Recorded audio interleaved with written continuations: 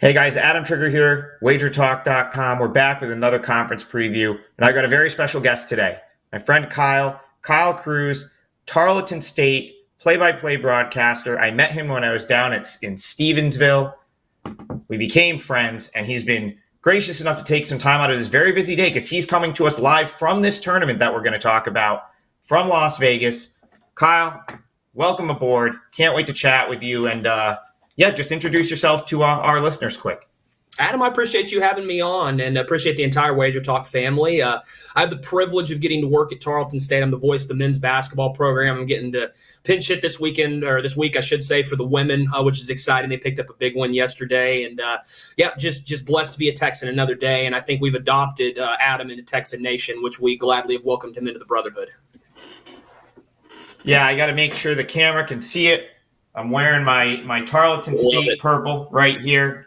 But yeah, you know what? I have a question for you. I'm not going to catch you off guard here. Do you know why are so many of the Texas schools purple and white? Do you know? Is that like a thing? Because there's so many that use the purple and white combo. That's a great question, Adam. And I got my undergraduate degree at TCU, and that's what I tell everybody. My wardrobe transitioned nicely out to Stephenville at Charlton State. But that's a great observation. You bring up ACU, you bring up Stephen F. Austin. TCU, Tarleton State. The purple and white, it runs through the state of Texas. So that's an interesting observation. I can't give you a reason, though. Something I'll do in the off season when I actually have some time is maybe research that, try to figure that out. But listen, we're going to jump in a little bit in the conference, in the tournament. So as we're doing this preview, this is the morning after a fantastic first round. Two really good games. Utah Valley, Cal Baptist goes to overtime. And then Abilene Christian and Stephen F. Austin, phenomenal finish with the buzzer beater at the end. So we're starting in the quote-unquote quarterfinal round. But guys, take a look at the bracket on your screen. The WAC does things a little bit differently. I actually love it. They reward the top seeds with buys to the semifinals. So very similar to the WCC where you guys, they leave, you guys come into the Orleans Arena where this tournament is being held in Las Vegas. You get rewarded for being a top seed, and the lower seeds have to win to move on. So quarterfinal Thursday is going to feature Seattle and Cal Baptist. Kyle, when I was down and visiting you guys in Stevensville, Cal Baptist was the opponent. They were the team I got to see down there in person. I'm shocked they were able to win yesterday. Dominique Daniels goes down. They're 2-8 coming into yesterday since his injury. I heard a rumor that Scotty Washington might not play. That proved to be false. He played 26 minutes in the game, did score 8 points. But still, they're 3-8 now with Daniels out. The glaring thing here is the turnovers, the shot selection. It was poor to begin with, in my opinion. It's been worse without Daniels. I look at yesterday's game against Utah Valley as maybe Utah Valley maybe lost that game. Not so much Cal Baptist winning it. Of course, Cal Baptist blew a lead. Utah Valley, 2 of 12 from 3, 39.3% from the field. But tip the cap, Cal Baptist gets it done in OT. Now they play a Seattle team that might be a little bit more difficult here. So talk to me about what you've seen when you guys played these two teams, and if Cal Baptist any chance to get by Seattle in this matchup. Well, as for Tarleton State's experience against these two teams, I got the split against California Baptist. The Texans, they had a rough offensive outing out in Riverside against CBU. And Rick Roy's squad, they're great at defending in the half court. The Texans, one of their biggest accomplishments so far at the Division I level is the sweep over Seattle this year. You look at the win in the Pacific Northwest they picked up. That really kind of widened the gap it made it a two-team race between Charlton State and Grand Canyon for the WAC regular season title. And then they doubled down on senior day, coming off that tough loss to Utah Valley. You have a chance to win a share of the regular season. That goes by the wayside. But then, like they've done all year, the Texans just kind of locked in and picked up a very business-like win over Seattle on senior day. But I got to back up, Adam, to the quarterfinal with CBU and Utah Valley. I think it is the perfect example of what can happen inside the Western Athletic Conference tournament. You look at two teams who are going in opposite directions. California Baptist coming into that game, losers of 7 of 8 to close out the regular season. As you mentioned, Scotty Washington goes out early in the Grand Canyon game, and you saw the impact that had. A 17-16 lead was eventually 41-17 Grand Canyon. So the impact he has offensively, you mentioned Dom Daniels. They've been without him for 11 games now. And then you've got Utah Valley, who was coming in and playing really good basketball. It just shows you, though, it's a clean slate out here in Las Vegas. And when you look, I think that the steadiness of Blondo Chiqueño, that comes up big this time of year, a very high IQ guard for Rick Croy, who's been asked to do a little bit more offensively than he typically has been known for with the absence of Dom Daniels. And so then you look alongside him, though, they've got two of the more dynamic post players in the league in Hunter Goodrick and Ivan Drago. I mean, it's a Jekyll and Hyde type of deal. You got Goodrick, who can stretch the floor. He can get out top, shoot the three-point ball. Then you got a Drago, who's just your traditional post player. I mean, every bit of 240 pounds. He wants to play physical. He wants to rebound. He wants to create that deep seal. And so CBU's very balanced on all fronts. And you add in the fact that, they typically do a good job taking care of the basketball, Adam. That's what made last night's game interesting, is that you're talking about a team who averages less than 12 turnovers a game. And that number was even fewer when they had Dom Daniels in. And so, CBU, they fought through a lot last night. And they're going to have their hands full, though, because when you look at the way that Seattle, their makeup, you've got Alex Schumacher, a veteran point guard, one of the top floor generals in all of mid-major basketball, in my opinion. You've got Cam Tyson. He can pour it in at all three levels. And then you look around, guys like Kobe Williamson, Brandon Chatfield. I mean, there's just so much experience on that Seattle team. And you look at the way their regular season went, Adam. I mean, this is a group that won only 11 of their 20 conference games, and they came in with high expectations. You got to wonder if after they lost that game to the Texans, they knew it was going to be between Tarleton State and Grand Canyon, did they kind of go into Vegas mode? Like, that's our chance to go get GCU and or Tarleton since the regular season's kind of out of bounds. And so I think Seattle might be the dark horse this week. People don't realize they've got that 4 seed, but there's so much veteran leadership benefits them. CBU playing the overtime game. You never want to play extra basketball if you can help it, especially if you're playing on day one, because CBU is going to need 4 wins in 4 days to win here in Vegas. So it's going to be an intriguing matchup between the Red Hawks and CBU. Lancer's a little bit shorthanded. And then, like I said, you've got that veteran presence for Seattle that is locked in on finding a way to the NCAA tournament. Yeah, Chiqueño, a guy that used to be in the Northeast. He came from New Hampshire. I remember watching him in the America East a couple of years ago. Balled out last night. Great game, was sort of the key for them. I guess my concern for Cal Baptist, not only just having to turn around off that game, but they really rely on rebounding and kind of cleaning up some of those misses to get points. Really tough to do that against Seattle. Seattle does rebound the ball extremely well, but we'll see. Anything, these tournaments, the Dogs, in a lot of senses, once they pick up momentum, they can be hard to stop. We've seen it in other conference tournaments. Stony Brook making the final. Some of the other one of the other West Coast conferences, the Big Sky, completely blown up by underdogs. So something to watch for sure. In the other quarterfinal, we have here. It's Arlington. It's Stephen F. Austin. Kyle, were you at this game last night, or were you back at the hotel? Were you in the building for the Cajuste buzzer beater? I was actually walking out of the famous bar on the Strip, Gillies, and me and my fiance were watching, and we went back and watched that highlight about 3 or 4 times. And, Adam, it's so fitting that it's AJ Cajuste that hits that shot, because him getting healthy, it's a game changer for Stephen F. Austin. They're already without Sadadrian Hall, their leading scorer, who has just entered the transfer portal. I mean, he's a guy that is as solid as you're going to find in the WAC. Not having him being out for the rest of the year hurts them. Getting their floor general back, AJ Cajuste, his ability to navigate that offense and really have a feel for the flow of the game, that is huge for Stephen F. Austin. And I was talking to the play-by-play guy for UTA, Josh Showers, who's a good friend of mine, yesterday, and he talked about how Stephen F. Austin, the challenge that they bring is, if they play their style of basketball, if they can get that game into the 50s, low 60s, it becomes a possession battle, possession to possession. Who can play better defensively, who can not turn the basketball over, who can play to their identity. That's the kind of game Kyle Keller wants to play. And a UTA squad who's used their athleticism, their ability to score down the stretch, they're going to want to play with pace in this game. They're going to want to speed SFA up. And so it's going to be really a battle of differing styles here between UTA and Stephen F. Austin. But keep an eye on AJ Cajuste, Adam, because beyond the buzzer beater last night, he has such a large impact on how Stephen F. Austin operates, both on the defensive side and on the offensive side in the half court.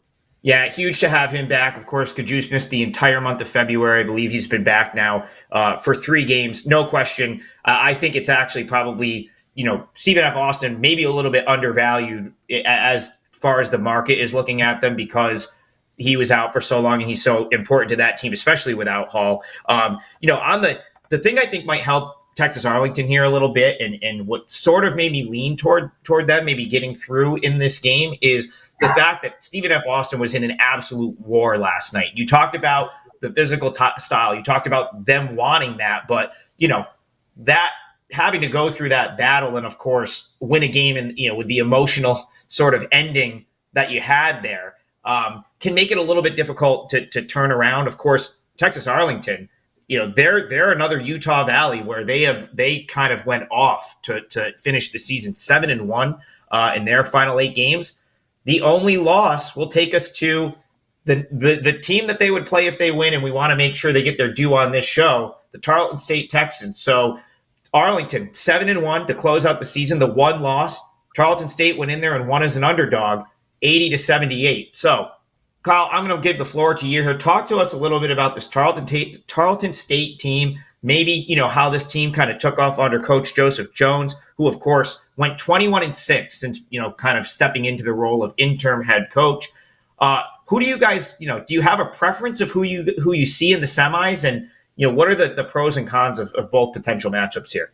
Well, first and foremost, I think it needs to be highlighted. This is one of the top stories in college basketball this year. When you look at what has transpired with Tarleton State, you look at through 4 games, tough losses at Virginia and Bradley, with a win against UNT Dallas and Florida International. And really, they were heading to Southern California for the SoCal Challenge, really trying to find their identity, find out what kind of basketball team they are.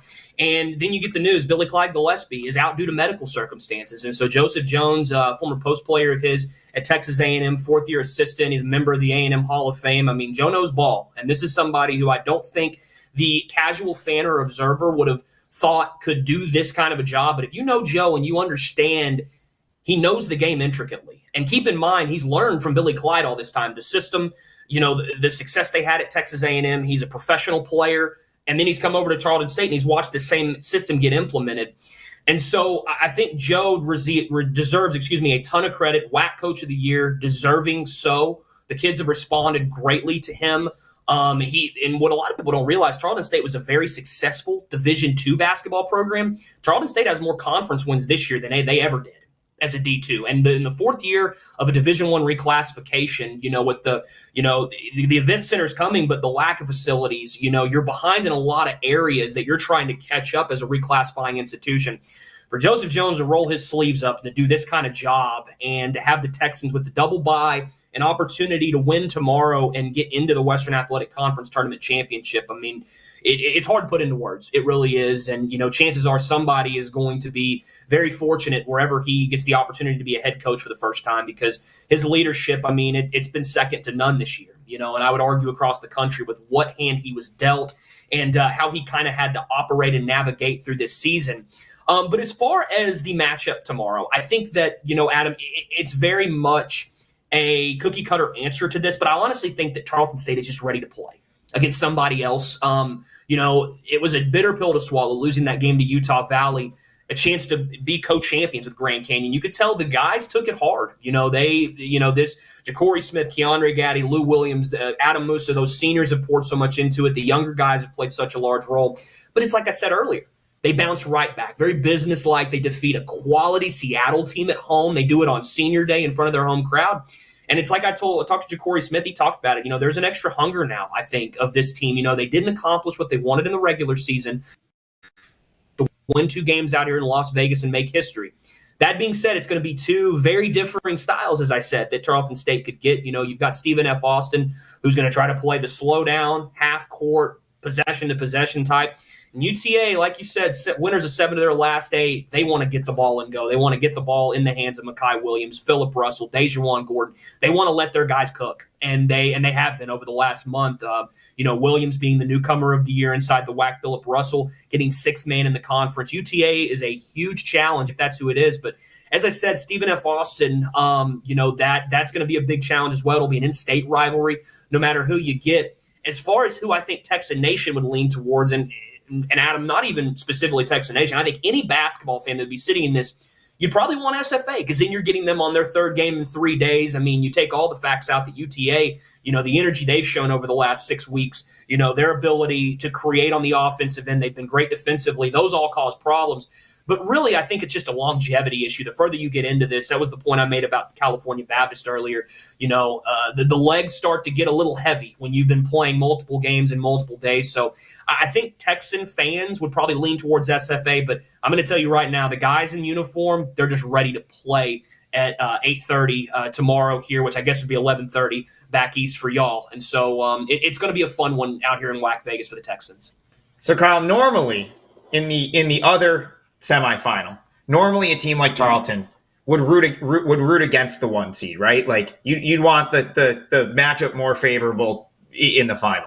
But in this case, this is probably where we should bring up one of the worst rules in college basketball, which is denying a program like Tarleton State the ability to go to the NCAA tournament if they win the WAC. There's a handful of schools that applied to this year, and unfortunately for Tarleton State, they're still one of them. So that's a wrinkle in this tournament that needs to be brought up. If you're unfamiliar with the conference or how that works, Charlton State cannot go to the NCAA tournament, which means, and I think I'm going to speak for Tarleton, but you can back me up on this. I think that they would prefer that Grand Canyon get through and get to the final, because what better way to cap your season potentially than not only winning this tournament to stick it to the NCAA and get a title, but to do it against the 1 seed. So let's give Grand Canyon their due. They did come out on top and win this league. Kyle, they've kind of become a brand in this league, if you will. Like, people might not know about the WAC, but everyone has heard about Grand Canyon at this point. My buddy Aaron Kidd was at a game in Lynchburg against Liberty where they were flying they chartered a jet for their fans to fly in. They've kind of have a big fan base. Talk to me a little bit about what it's been like being, with them being the top dogs in this league, and what it would mean for Tarleton to potentially knock them off in the final if they are to make it to Saturday night. Well, that's a great point to bring up, Adam, because there's no way around it. Grand Canyon, especially with New Mexico State moving on to Conference USA, I mean, they are the brand name inside the Western Athletic Conference, especially on the men's basketball side. And what Bryce Drew has done is remarkable. When you go out and you look at the team he's built, the support they have on campus. I mean, when we went out in January, I mean, they're camping out, Adam. I mean, multiple days, for the ability to come in and watch this group. And when you watch them take the floor, you understand why. I mean, it starts from Tylen Grant Foster, the player of the year inside the conference, averaged up over 18 a game this year, a true 3-level scorer. He really put them on their back in that regular season finale. Went to work against California Baptist earlier, really kind of crushed the spirit of the Lancers early on with his ability to hit contested jump shots from the outside. And then what that does, it pulls everybody out. Then he takes you to the rim, which he's as good at anybody in the conference at doing. You've got Ray Harrison, who is another, elite scorer. He's actually allowed to have more of a distribution role this year up top for the Lopes, with Grant Foster picking up some of that scoring. You've got Colin Moore, who's one of the top defenders in the conference. And you look, Duke Brennan down low is a handful, an Arizona State transfer who provides a ton of length down there. And I think maybe one of, I don't want to say the most underrated, but maybe one of the most undervalued guys you're going to find in the country is Gabe McLaughlin. I mean, he gives them everything down in the low post. Scored 80 points in this tournament a year ago. I believe he was named the conference tournament player or conference tournament MVP out here in Las Vegas. Him and Ray Harrison went crazy in that one last year here in WAC and in WAC Vegas. And so you look top to bottom. I mean, Javon Blackshear, I mean, that's a guy who's won conference player of the year. He's the 6th man. If that doesn't tell you about the depth of this crew, oh, and by the way, Luke Ward has played some of his best basketball in February and into March, and that guy's just a role player in the grand scheme of things for Grand Canyon. So really, I mean, it clicks on all cylinders whenever they've got it going in Phoenix, and there's a reason that they've built this. I mean, they won this tournament last year. They're the defending champions. They really took a step forward. Like I said, I talked to someone at dinner about it last night. This was already a solid club with the pieces in place. Tylen Grant Foster put him over the top, though, Adam, and they're the big gun here in WAC Vegas this week. And here's one thing to keep in mind about Grand Canyon. Due to the WAC resume seeding system, should they win tomorrow, they are in the NCAA tournament. Because if Tarleton cannot go, if Tarleton would win, they cannot go, and then it goes to the resume seeding system winner. And so keep that in mind. I know Grand Canyon's going to be highly motivated either way coming into that WAC championship. But, the WAC tournament final, should Tarleton find a way to win and set up that rematch with Grand Canyon, that's the Texans' proverbial Super Bowl. That's it. WAC Vegas, this is all chips are in. Grand Canyon will have more games to play, more important games to play down the road. So just something to kind of keep in the back of your mind, should those two teams move on and play in the Western Athletic Conference Tournament Championship. Yeah, no, it's super important. It's a great point. That's what we're here for, to let you know stuff like that, right? So important. If you are looking at the championship game on Saturday night, which it's an 11:30 Eastern tip, I know all of our viewers, that's like, the final game is something like we all watch, and it's, the get out game, if you will. You're going to want to know that Grand Canyon's they've already punched their ticket should that be the matchup. And it would be like, like you said, the Super Bowl for Tarleton. And it would have a Super Bowl feel, the two regular season matchups. Of course, Grand Canyon wins on their home floor, and then Tarleton pulls off arguably the biggest win in the history of the program at Wisdom Gym, which I still have my piece of the Wisdom Gym floor right here that you gave me. I love this. It's on my desk. Just another gift I left Stephenville with. I really hope that's it. As we conclude, I really have come to enjoy the WAC conference. It's changed so much. I remember growing up, the WAC is kind of like what the Mountain West is now, and it's changed so much. And then it kind of went through its years where you didn't know if there was still going to be a WAC, very much longer. But with the inclusion of the Southland teams, you got an 11-team league that spans from Texas to Utah all the way up to Seattle. Really cool league. And then you go to Orleans Arena, where there's been fans already, watching the WCC. So what's the atmosphere like at the Orleans? And, what are some people missing if they're not watching WAC basketball? Well, I think one thing that changed last year, Adam, the first round was over at T-Mobile Arena, over off the Strip. So it's all at Orleans now, as far as the WAC tournament goes. And it's a great atmosphere. All schools have traveled really well out here. It's just a lot of fun. You get to see all of these different schools, their fans, their cheerleaders, their band, teams walking around.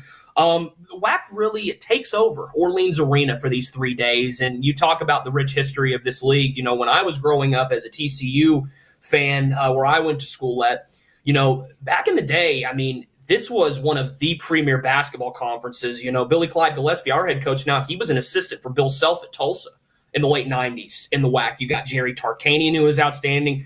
My Billy Tubbs was involved back then over at TCU. And so, there's a lot of great history inside this league. And you look at the leadership from Brian Thornton, Drew Spiro, and their crew. They're doing a phenomenal job just continuing to strengthen what is a league that, like you said, at one point it did not have a strong one. At one point you could argue that the Southland Conference was the one that really kind of had its roots in the ground. And then, conference realignment happens. Some things shift, some spots open up. And before you know it, Charlton State is in the WAC, and the WAC is sitting in a position of strength. And so, as you know, conference realignment, that's the gift that just keeps giving inside college athletics. And I think the WAC has been a big beneficiary of it. I think that, they've added some premier brands because of it. But it's the one thing to keep in mind, though, Adam, is as we know, there's going to always be moving pieces of this puzzle now. And so you keep an eye on the Power Five. There's a trickle-down effect. And so the WAC has itself in a good position, though, to add members in the future and to be able to continue to be one of the strongest mid-major brands in all of America. Yeah, it's been a fantastic watch this year, and some really good mid-major teams that I feel like don't get enough coverage down there, including Grand Canyon, Tarleton, They're in recent years, like Stephen F. Austin's had a tournament win. Abilene Christian a couple of years ago, phenomenal tournament run. But everyone should be watching the WAC on Saturday night, ESPN2, 11:30 Eastern, 8:30 Pacific. It'll be a fantastic game, whoever gets there. I certainly hope we get the 1 and the 2, Grand Canyon versus Tarleton, the rubber match, if you will. Kyle, thank you so much for joining us to do this preview. As we sign off, just tell the people where they can find you and anything else you want to promote.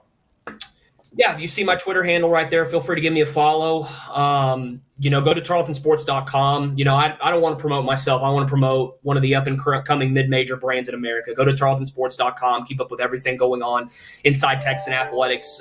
Football had a great year this past year. Todd Whitten is doing great things there. You've got Coach G and Bill Brock on the basketball side, Fuller Smith and Mark Kumpion on the diamond, among many of our other great head coaches. So there's just a lot of great things going on at Tarleton State. And Adam, I want to thank you for bringing me on. It's been great getting to visit with you over the past few weeks. I'm now getting to enjoy your journey to all these different college basketball venues, which is such a cool endeavor you've got going on. I'll continue to do that and stay in touch with you. And last, but certainly not least, I hope it is a prosperous March for the entire Wager Talk family. We appreciate that. We hope so too. Yeah, I've gotten to be a bunch of places, and I still, so far, I think 45 different campus venues, and Stephenville is right up there with my favorite so far. So if you get a chance to get out there, especially when the new arena opens, will be absolutely phenomenal. But thanks again, Kyle. Appreciate it. Go enjoy some WAC basketball. Enjoy Las Vegas, and we'll talk to you soon. Thanks, brother. It was a pleasure.